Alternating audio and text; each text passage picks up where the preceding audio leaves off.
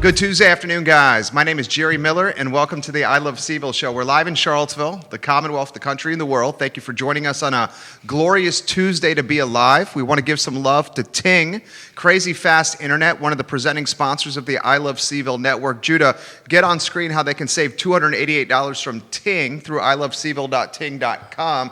This show, I think, is going to be a special one. It's that time of year when we start figuring out who is going to be our potential leaders for the next four years and change.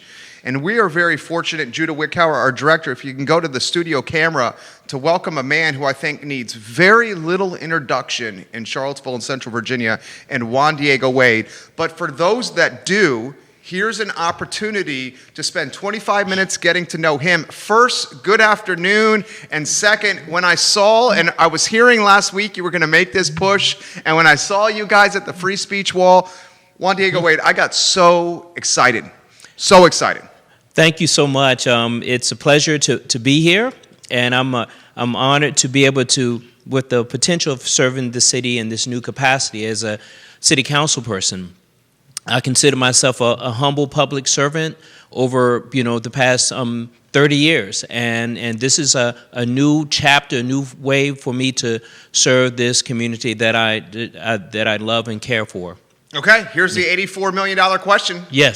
You get this from everybody. Yeah. Why are you doing this? Yeah. Yes. This is no easy job, man. Yes, I understand. I certainly not want to back down from a challenge, but, I knew that when I was elected to the school board 3 years ago or 4 years ago, that I was not going to run again. It was going to be my final year. And I was kind of, almost looking forward to maybe some free time. But last spring, when we started getting the social distancing and not doing the socializing, I really picked up on my walking in the community and things like that. And so on one of those long walks, I think it was in the 10th and Page neighborhood, I had just the opportunity to really think, and I was like, I really still have the passion and the desire to serve this city. And for me, the next logical step was to run for city council. And I thought about it, and I walked, and then a few days later, I went walking with my wife, Claudette Grant, and I basically asked her for permission, and because you know how it goes, if mom ain't happy, ain't nobody happy. Same in my house, dude. My house too, Juan. Yeah. And so we talked about it, and she knows because she's a servant as well in the community. We do a lot in our community for our church, and so she understood that my desire to serve and give back, and so she gave me the green light, and so she understood that it's going to be taxing on her as well because we're a dynamic family. We have her 94-year-old mother that lives with us, and that is, presents some challenges of itself, but we're glad that she's here with us. So we're a busy family, but serving is part of who we are, is part of the fabric of what we're doing. I realize that this is taking it to the next level.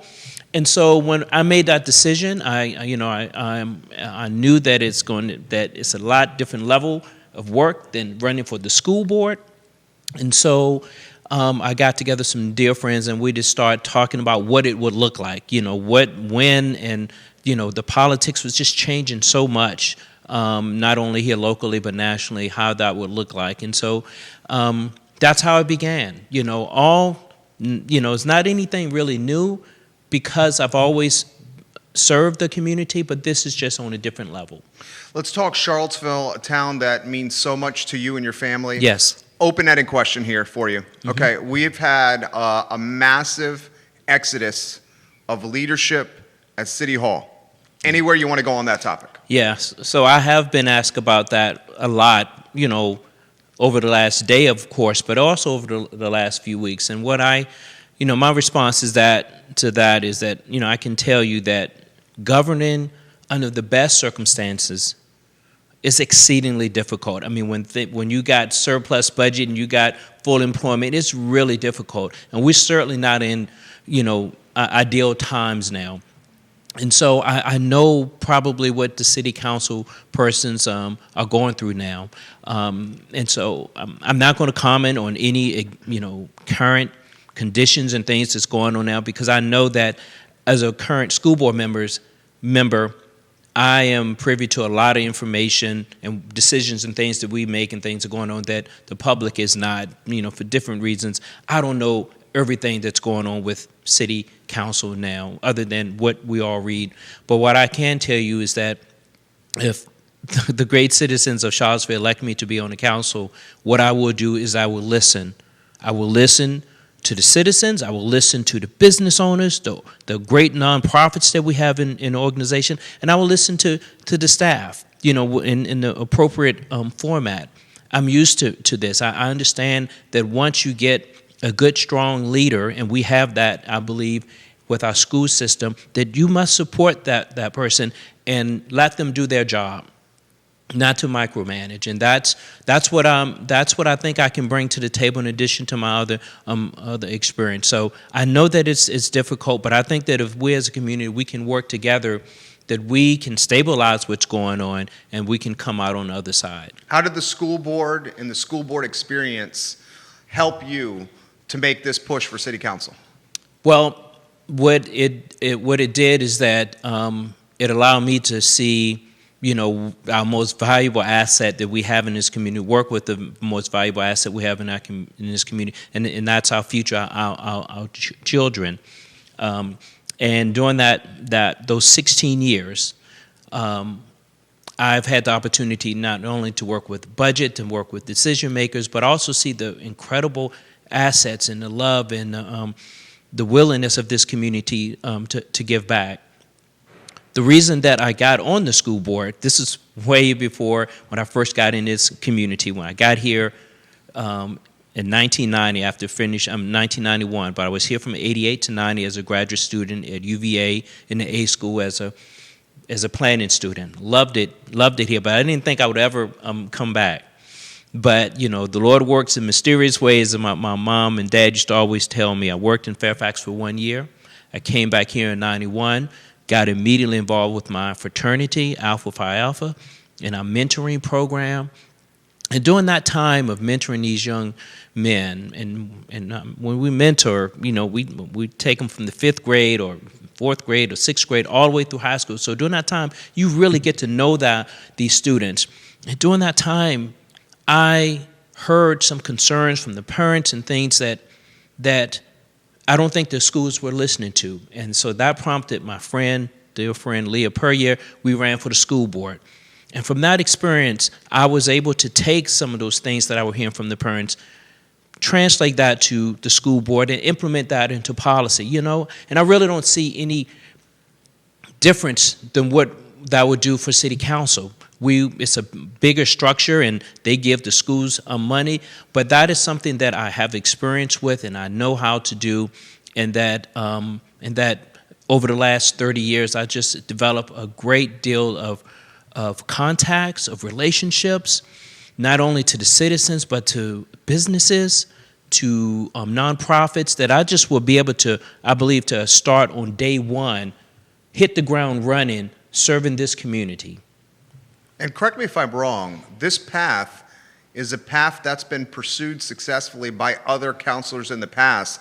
Dee Dee Smith comes to mind. Kathy am I right here? Kathy Galvin comes to mind? Yes. To both school board, to council. So this is a path that has been done. Your experience speaks for itself. Let me throw a macro question to you. From my standpoint and speaking, this is my favorite part of my job. Yes. Is to talk with folks like you. Yes, sir. Agents of positive change. And it seems to me right now, I've been in Charlottesville for 20 years, came here as the first year at UVA, fell in love with it, didn't want to leave. Yes, sir. It seems to me Charlottesville is searching for an identity, searching for its identity. Yeah. We're still feeling the ramifications, the collateral damage, and the fallout of A12. Yes. We're prioritizing affordable housing. COVID-19 has really impacted the budget. Yes. And some of the things we want to do. Yeah. Identity, Charlottesville. Anywhere you want to go on that topic? So I think that the identity of Charlottesville, what I have, my definition or my description of the identity of Charlottesville pre-COVID would be whenever there was an issue, whenever there was a problem, that the community came together. I just can think of countless times when there was a need in the community, the call came out, and the community got funds or whatever together. I recall we needed some funding for the synthetic turf field at the high school. There was an anonymous donation. I've seen this with different nonprofits, and we just saw it with the Santa Fund. And so I've seen that this community, my description, I should say, that it has always come together in a time of need. And the best of times, or now, and after 8/12, the worst of times. But we came together as a community, and I see that's what we're going to do now. Once, now that we're getting all vaccine up, and that's, hopefully that's going to start rolling out a lot smooth over the next few weeks and months, that we're going to get back on our feet as a community and continue the reconciliation, the discussion, those courageous conversations that we were having because of 8/12. That we had started those conversations, and still in some way we were doing it, but it's just not the same doing it via Zoom, or because those conversations that we had before, man, been part of many of those. After some really, sometimes heated, sometimes passionate conversations, you just wanted to hug because you were crying. It's emotional because you were bearing your soul a lot of times, and a good hug is what you needed to let you know that we may have disagreed, but I still care about you. We haven't really been able to do that, effectively or the same way. And I think that, this community, I see us continuing those conversations, that effort to be that willingness, that community that steps up and help those out that are most in need. Toughest question I'm going to ask you. Mm-hmm. How does Juandiego Wade serve as a liaison, a bridge, or a connector of 5 people that are currently on a dais right now? Mm-hmm. And this is one man's opinion. This is not your opinion. This is my opinion. Yes, sir. I watch the meetings. You watch the meetings. Mm-hmm. From what I see, it seems like some bickering and some folks not getting along. Yeah. Your skill set, one of the many you have, is bringing people together. How do you do that in such a tough job? Yes, yeah. So I can tell you that the school board and other boards that I serve on, sometimes we discuss topics that are very controversial, and we don't agree as school board members or board members. But after each meeting, we're able to maybe walk out to the car together and say, hey, how's the wife and kids, or the husband and kids? We're able to have those conversations that... You respect each other. Yeah, it wasn't personal. And again, I'm not commenting on what's going on now in the council because I really, really want to be really aware that I don't want to, You want to be positive. Yes, Yeah. because I know that it's a difficult job that they're doing. But it takes listening and respecting one another. And that's no matter whether you are board members or siblings or spouses. It takes that to have that conversation, to maybe, if not empathize, to understand where they're coming from. Because if you don't have that as a beginning, then it's going to be hard to kind of move on from that, because you're going to say, no, you're not getting it. We need to move forward. So, if I'm fortunate enough, again, to get on the council, that's one thing that I would do is that, I just won't come in there and say this Juan's way or no way. I understand that, and this may be a dirty word in politics today, but I will compromise. I'll be willing to compromise because, I think that we need that. We'll have to have that in order to move forward. How about a message to the small business community in Charlottesville that has been really hit hard here because of COVID? I'm talking maybe the restaurant owners, the people in food and beverage and hospitality and live music. Yeah. These are like the industries that are the fabric of Charlottesville that have been hammered the hardest. Yes. And I have spoken with many of them, over the last few months, really one-on-one conversation, talking with them. And I think that we have to support them as a community, because I understand, working with budgets, that those are the taxes and the revenue that allow us to fund these great programs that we have in the city for the housing, for the jobs.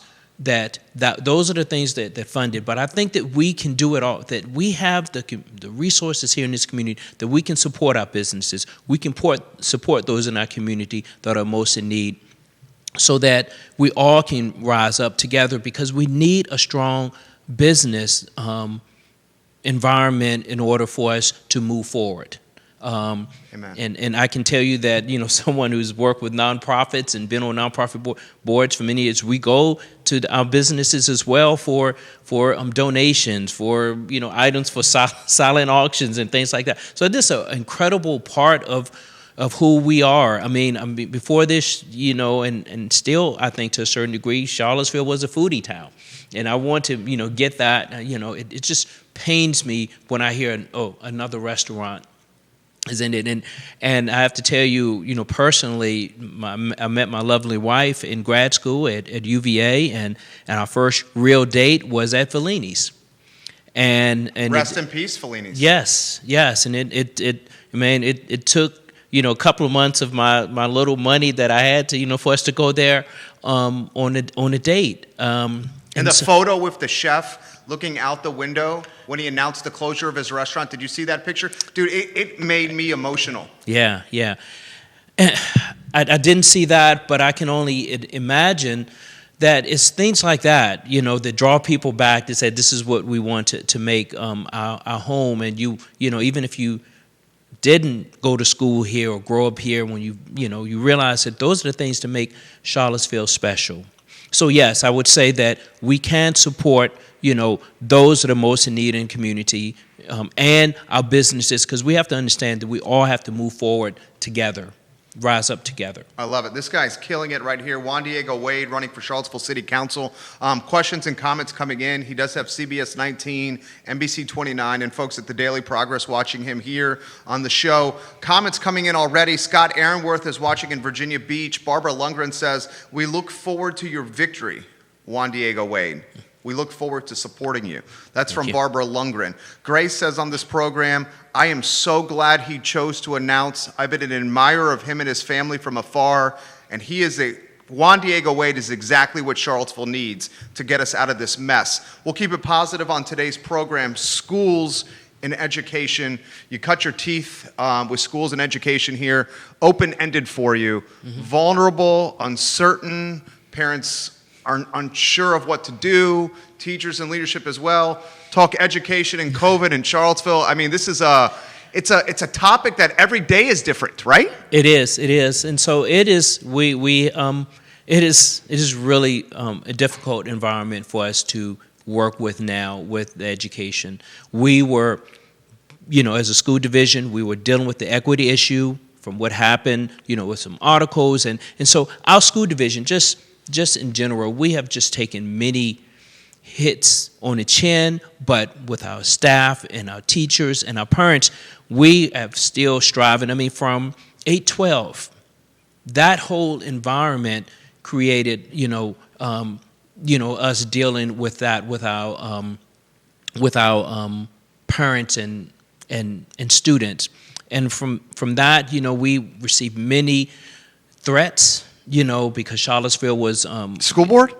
Well, the school system. People Okay. may call in a bomb threat or something like that, and that's just really emotionally draining and terrifying, particularly to some young students and families. And so we have been working through that. We were dealing with funding.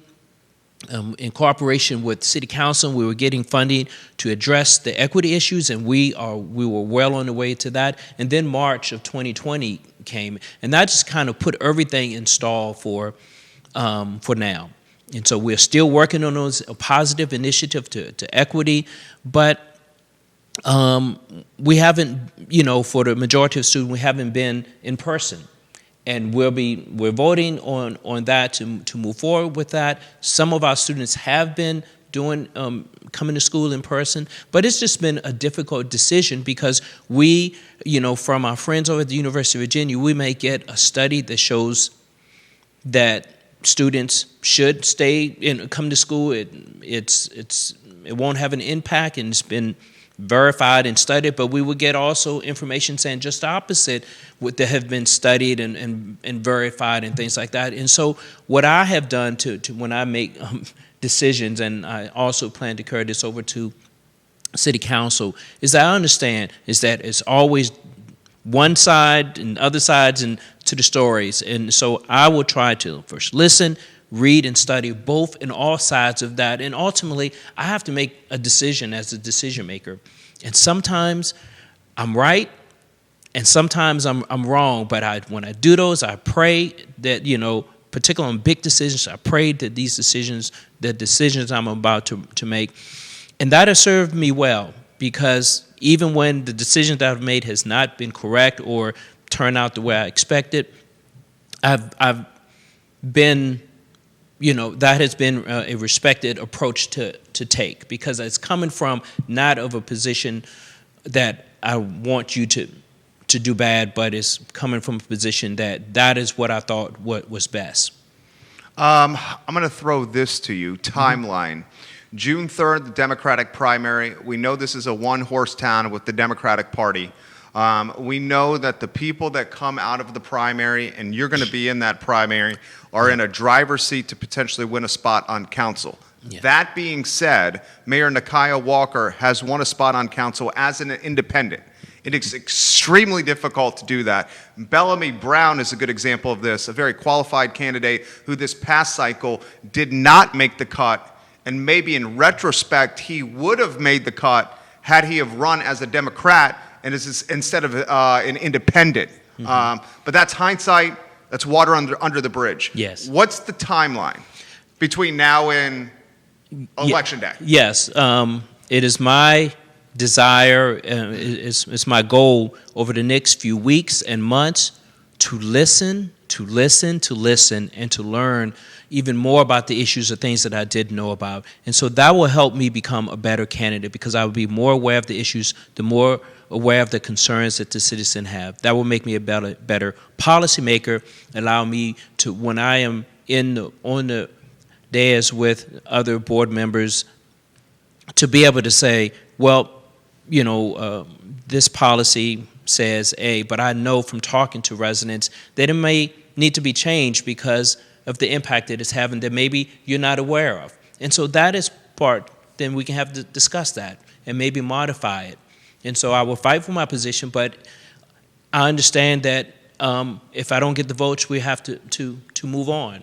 And so that's what I plan to do between now and June. If I'm fortunate enough to make it past the Democrat primary, I will still continue assuming that, whatever, race that will be out there, whoever will get into the race, that I will still have to discuss my position, my platform, that would be what I plan to do, just to continue to listen and learn and share my vision between now and June, and then hopefully between now and November. So how we could maybe see this playing out is the following. Correct me if I'm wrong. June 3rd is the Democratic primary. Mm-hmm. We would expect the Democratic Party here in Charlottesville to have 2 people coming from the primary, since there's 2 spots open for council. So yes. That means after June 3rd, June 4th and beyond, from June 4th to November 3rd, there'll be 2 Democrats, and then Mayor Nakia Walker, who's going to run as independent, 3 people going for 2 empty seats. Is that pretty much how we see it playing out, unless another independent gets in the mix? Or a Republican. Republican. Maybe Republican. Rob Schilling got on there as a Republican, so maybe a Republican. Yes. But likely another independent, right? Yes. And that certainly, I wanted to announce it, on yesterday. It was a special day because it's the day I was born, 55 Yesterday was your birthday? Yes. Happy birthday. But thank you. So 45? 55. 55, okay. I like you, though. I like the way you think, though. And so that was truly a special day for me. So, my focus now is to get my vision out, to talk about my platform, to my campaign, because I don't know who else is planning to run. As a Democrat, I know that Mayor Walker has indicated she is planning to run again, and I assume as an independent. Why don't we do this as we wind down the interview? Put the video of his press conference from the free speech wall, but don't have the audio. And let's have Juandiego Wade talking over this video and tell us when that's up, Judah. This is his wife and his daughter. Yes. What's going through your mind here? So, this was almost ideal, one of those things that, we had to do it socially distanced, but I'm not sure if I would have done it anything different if I could have had my family and friends there, because they have been my backbone for, particularly my wife, and I wanted them to be there with me for this, and my daughter, God bless her soul. Tell her the George Mason comment. This is awesome right here. Yeah. So I mean, she has been part of this, since she started in Charlottesville City School System. From first grade on, I've been on the school board, and so she has been part of this. People asking her about what school's going to open because of snow or whatever, and you're a local celebrity. I mean, I'm going to say that you're a local celebrity. Well, you are. And so when I got the green light from the missus, and when I talked to Gabby, my daughter Gabriella, she's 18. She's a freshman at George Mason, civil engineering major. She was like, I'm going to head back to school, so you have to deal with it. So, but she's happy that I'm doing it, because she too, we have instilled in her. She has been going with us to volunteer opportunities with me, opportunities with my mentors, since the day she was born, and so she understands that this is part of who we are. And ultimately, hopefully, part of who she is now that she's old enough to make her own decisions and what she's going to do. I love it. I'm sure she's going to be an incredibly impactful woman in this world and an agent of positive change, just like her father. How about we close on this? Yes. Have you considered the magnitude of what you're pursuing from a legacy in a history standpoint, especially with some of Charlottesville's history? Not the best history, we know. We've covered very well here. Have you considered some of the magnitude of you potentially winning and what this could be from a legacy standpoint and the impact it has on Charlottesville? So when you speak of legacy, last night I talked with Eugene Williams. That's legacy and history here in Charlottesville. He's someone that I refer to and talk to on a regular basis to get insight, to get lessons, to get orders, and he and his lovely wife Lorraine is someone that I just highly respect. I have not really thought about that because it's so much work to do, and if I can make a positive change in this community, as a member of the city council, as a father, as a citizen, then hey, I'm all for it. I think he already has made huge change, and more change positive is on the horizon. Final question, and then we'll get to your friend Alex Urpí, who's going to join us right after you here via Skype. Final question for you is the nitty-gritty question you're going to be getting. Why should people vote for you? I think that people should vote for me because I have the leadership experience. I've demonstrated that leadership over the last 20, 30 years here. I have the experience of city governance. I have an undergraduate and master's degrees in urban and environmental planning. I got this. I can do this. I can hit the ground running. I love this city. But most importantly, just like other residents of this city, I care for the city and I want what's best for it. And I've proven that over the last 30 years. This man's big time. Let's cut that answer into a highlight clip that we can play for the rest of the week and the rest of the month on this network. This guy has my vote and our support of this network. He is big time. I wish you nothing but the best. Open door policy anytime you want. Anytime you want to get message, your word, anything. And I sincerely mean that. Thank you so much, good sir. I appreciate that. And how about a message for Alex and Xavier coming up? Well, I'm on board with the son and father, and they're both are our money people. So right. they know what's up. They know what's up, and so I love them both. They're great people. So yeah, I'm glad that this new show that they're doing. I had coffee with Xavier. I think in November, and he was talking about this, man. He was fired up about this, so it's going to be an awesome show. Thank you. Thank you for coming. All right, thank you. Thank you. All right. J-Dubs, if we can see him out, and then I'll Skype Alex in, the best of luck. Thank you. Seriously. I'm going to dot the I's and cross the T's on Juandiego Wade here. I'm going to say this. This guy has my support. He has the team support, the network support. He has tremendous experience on the school board, and being on the school board is no easy task. And he has managed that task extremely well.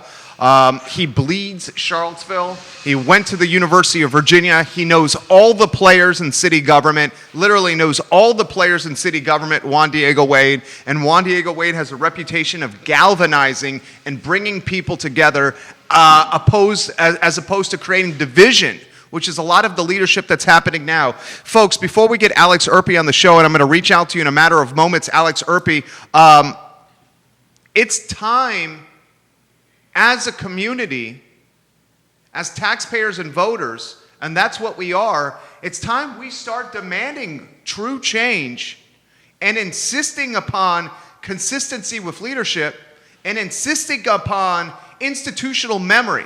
Because when you have consistency of leadership, when you have institutional memory with local government, and when you have leadership bringing people together, you have an effective local government that's doing well by taxpayers and voters. And frankly speaking, right now, that's not the case. So before we get to Alex Urpí, Alex, I'm going to you in 30 seconds. Here's what you can expect over 2021. Between now and June 3rd, we're going to have a bunch of Democrats, or a handful of Democrats, announce that they're going to run from city council. On June 3rd is the Democratic primary. And the top two vote getters of the Democratic primary will go on to the actual election for city council. You'll have 2 Democrats come out of the primary and Mayor Nakia Walker. That's 3 people. Nakia Walker will run as an independent. I think we learned from Bellamy Brown last term, and Bellamy Brown is A-plus people. I love Bellamy Brown. If Bellamy Brown had run as a Democrat last term, he would be on council right now, and either Cedar McGill or Michael Payne would not be on council. However, Bellamy ran as an independent. Because he ran as an independent, he probably lost.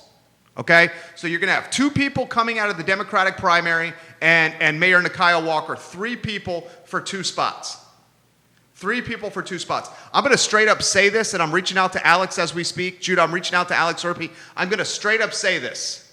This is the most important election maybe Charlottesville, Virginia has ever had. You can make a legitimate argument that the most important election Charlottesville has ever had was after August 12th, and that's when Nakia Walker got elected. But now there's so much turmoil in City Hall, you can make a legitimate argument this is the most important election in Charlottesville city history. Alex Urpí's on the line here. I love this guy. You're going to start seeing a lot more of this guy who has Antonio Banderas' looks, and he has the brain power of Thomas Edison or Albert Einstein here. This guy truly a Renaissance man. Good afternoon. And before we go anywhere, Alex Urpí, how about Juandiego Wade? I'm loving the news. I was excited to hear it. You know, because I'm fortunate I get to be on 2 boards with Juan. That's what he said. First Charlottesville Scholarship Program, great organization, and then Community Investment Collaborative, CIC. And then my dad gets to be on another board with Juan. So it's a fantastic pleasure. The moment I heard that Juan was going to become, chair of the United Way board, I told my dad, "All right, good, you're in good hands," because I'm on 2 other boards with him, and I think you're in good shape there. How about this question? And I respect your opinion. A lot of people respect your opinion in this town. What do you think of the announcement of him in city council and why it could be a good fit? Just, you know what, for me, and part of the challenge is I'm intendedly in Albemarle County, so I never get to vote in any of these city council elections. But for me, I always look first and foremost, I'm looking for people that I know are good-hearted people that actually want to help. And you look at Juan, and Juan's one of those people that the time he gives, the effort he puts in, and the desire to help just shines forth out of him. You can tell it in everything he does, the way he talks, the way he makes decisions. And so it's always good to see that, because I'm a big believer that the best people that run for office are those that don't necessarily want the power or the authority. They just want to help, and they feel like this is the time to help. And Juan strikes me as one of those individuals. And I always think that we're better off when that's the case. Very well said. Very well said by him. He's basically saying the best people for local government are the ones that don't, in fact, want to be politicians or climb the ladder. They're just basically doing this because they want to better the community. And Juandiego Wade fits that mold. One of the primary reason we're having this gentleman on the program, Alex, is this guy's launching a show. Juandiego Wade, one of the first things he mentioned before the show, before his interview here, was the show you and your dad are about to launch on Thursday morning. He was having coffee with your father, and your dad was talking about this. Let me get out of your way, go as long as you want. Thursday at 10:15, the premiere of your new show, Alex. It's exciting. I have to say we're thrilled about it, because it's always been a dream of ours, and we've done it with Forward Adelante for years now, just to be able to highlight entrepreneurship and entrepreneurs and people that are, helping entrepreneurs, people that are making moves in the community, people that are helping out, and to be able to have an opportunity to do so in English and in Spanish with all our community members, Latinos, other diverse entrepreneurs in our community is just really exciting for my dad and I. And we'll get sort of an opportunity at the beginning of every show. He and I will chat a little about not just today, because part of the reason we picked Today y Mañana, of course, is we want to be involved with what's going on today, what's happening, who are the movers and shakers, both Latino and otherwise. And then the Mañana pieces, my father and I, we've been in finance industry for a while now, and so we're always thinking of what can we be doing today to prepare for tomorrow. And so the Mañana piece is just what should we be thinking about to prepare for tomorrow, to grow tomorrow? What are opportunities that are out there for tomorrow, not just as individuals in terms of how do you save, how do you take care of your family tomorrow, but as entrepreneurs, what are things we can be thinking about? And to have the opportunity, I think we're going to get a chance to interview some fantastic entrepreneurs in our community through the show. And just, I'm so excited to learn what they know as well, because we're in one part of the business community. There's so many types of businesses here in Charlottesville, and they're all figuring out ways to thrive and overcome challenges through different means and through different methods and strategies. And so I feel like I'm going to learn a lot. I know the readers are going to learn a lot, and the listeners. And so I'm excited about it. You are gonna learn so much from this show, because when doing this show and talking with folks like you, every day I feel like I'm getting like an MBA in a different industry. And it's like the type of stuff that can make me smarter for other clients, where I'm able to get the trials and tribulations from here and apply to this. Let me ask you this question. What can we expect from the show? Are you going to be chatting with agents of positive change, thought leaders? What can we expect from the show? So it's going to be a real simple format. Beginning of the show, my dad and I were going to chat about a topic. It's going to be like a fireside conversation, a little bit between my dad and I. And then always we're going to aim for 2 interviews. We're going to have an interview in English with entrepreneur, movers and shakers. Our first one on Thursday is going to be the famous Quentin Harrell. Wow. He's the founder of Heritage United Builders. He's also the chair of Minority Business Alliance. Yeah. Major mover and shaker. I mean, if there's a man who knows how to pivot, he recently won a major award at the Chamber of Commerce. Yes, just last year. It was only a month ago, but already last year. So he always has fantastic ideas and so much experience. I mean, he's one of those people that has been through tough times and come out of it as a business owner, and now he's been through growing times. So he's got so much I think he's going to be able to offer. And then also we're going to have on Bernardo Martinez, and he's the owner of Sombreros, right down the mall from on Water Street, right? Studios.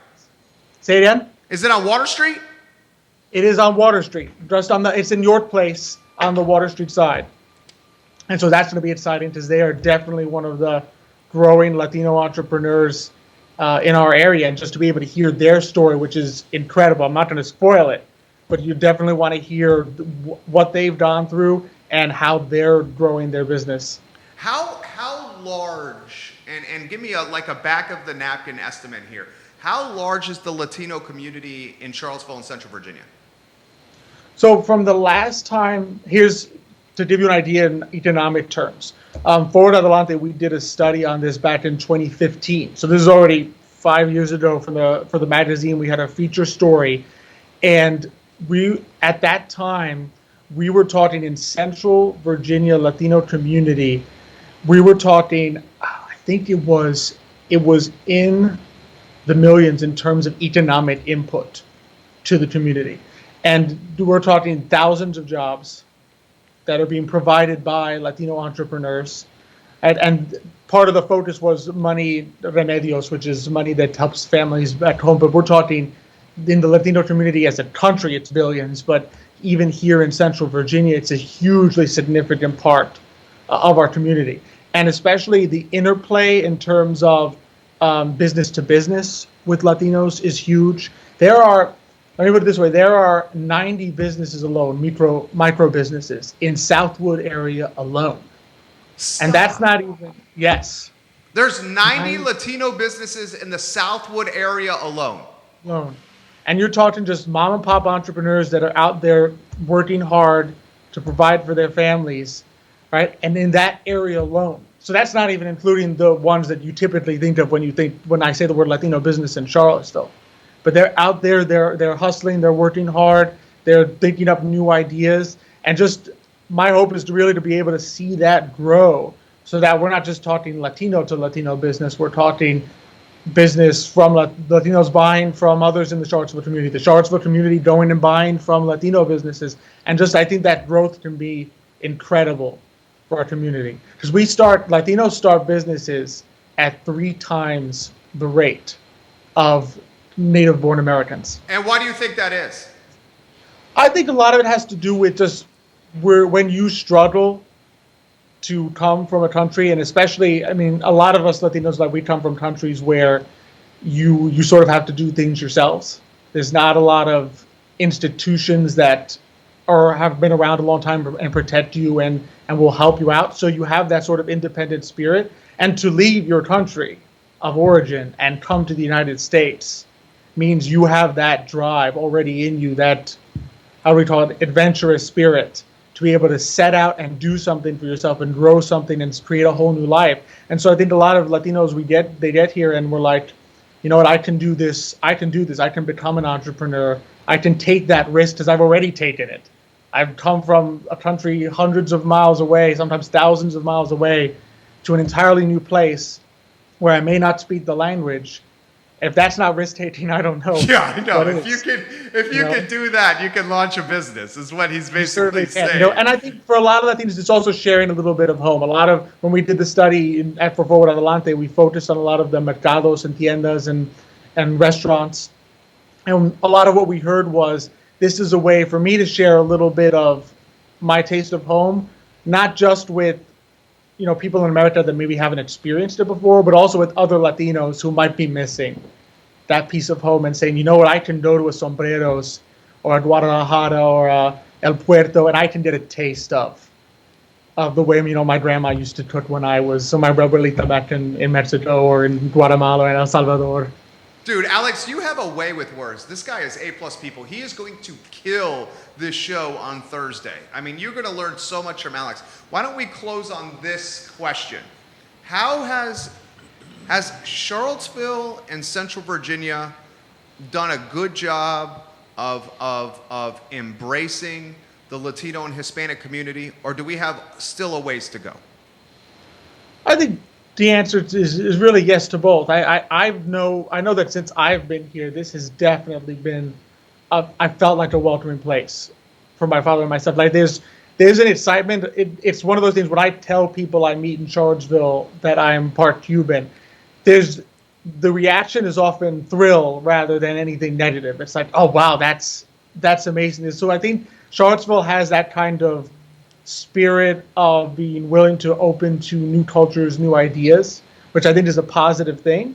I just think we probably have a ways to go, I think, in getting the information out and then in removing some of the barriers that sort of make it difficult for Latinos to start business in the first place. A lot of the red tape, a lot of the challenges in terms of it's not actually that easy to get your business license, get everything on track. And I say this as someone that speaks English. Yeah, that's super educated, that understands finance, and you know how to play the game, and he's saying it's hard. It is hard, guys. It is hard.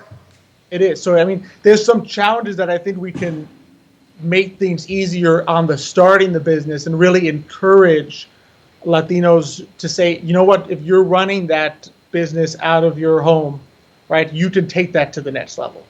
You don't have to feel like you're stuck here and you can only run it out of your house and you can't really get a license because there might be all these restrictions that have to be in place. We can, I think, make things easier on that end. But I think the spirit to be able to do it is here in Charlottesville. And I just say that from personal experience. You can tell when you move to a place, and the spirit for improving things and making changes and being open to new cultures is not there. And you can tell when you come to a place that it is. And it may not be perfectly manifested in Charlottesville, but the fact that it's there means we can work with that. And we can get to the place where not only do you have Latinos with these ideas, but you have Latinos starting businesses with these ideas and growing and becoming successful with these ideas that we know we have. That was phenomenal. That was such a good answer. The show is going to debut. Its premiere is Thursday at 10:15. It's this gentleman. Is it going to be you and Xavier? Is your brother in the mix at all? Yep. Well, it's gonna be myself and Xavier to begin with, but then there's two other members. You're gonna rotate. Gonna be cycling in, because they've got their different nuances too. You're gonna have 4 different personalities. But all Cuban. So 4 Cuban personalities. I cannot wait for this show. My friend, we cannot wait on Thursday when you come. We'll want to stream it to your page, to Emergent Financial Services. Judah will take care of that. We're working on the temporary intro till we get the video footage for your permanent one. It's going to be awesome, Alex. I'm excited about it. It's going to be incredible in 2 languages. I cannot wait. My friend, thank you for your time, and I will see you in less than 48 hours to debut your show. Let's do it. Thank you, Jerry. Appreciate it. Our pleasure. You have a good one, Alex. Say hi to too. Xavier. Will do. Okay, good guy right there. Thursday at 10:15, Today y Mañana, presented by Emergent Financial Services on the I Love CVille Network. It may turn out to be the most impactful show we have ever done on this network. Time will tell. These 2 guys, Alex and Xavier and the Urpí family, A+ people. Stewards of the Charlottesville community and champions of the Hispanic community. I cannot wait to see what they have in store for the premiere Thursday at 10:15 a.m. That's today's show. We spent 30 minutes at the beginning of the program with Juandiego Wade, who announced yesterday his intentions to run for Charlottesville City Council. The I Love CVille Network, between now and November 3rd, will use its influence and its reach to back Juandiego Wade, who I think would be a tremendous candidate for Charlottesville City Council. 2 spots up for grabs on November 3rd. The Democratic primary is June 3rd, and you can make a legitimate argument. You got COVID going on, a pandemic. You got a city manager search that's in the pooper.